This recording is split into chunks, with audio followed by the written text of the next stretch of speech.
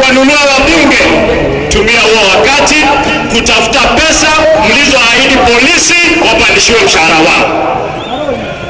Tafuta pesa tufanyie walimu.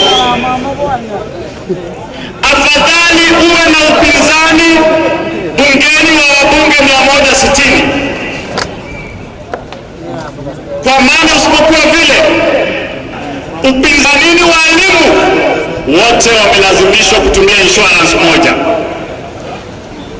na kwa hiyo insurance kuna broker pale anaitwa Bliss. Ni nani huyo anaitwa vile? Mbona polisi akienda hospitali leo, mwalimu akienda hospitali leo anaambiwa asirudi pale kabla ya siku 7? Kazi yetu kama wabunge ni kufanya nikubalie nimlete Ledama, ataongea yeye ndiye ataleta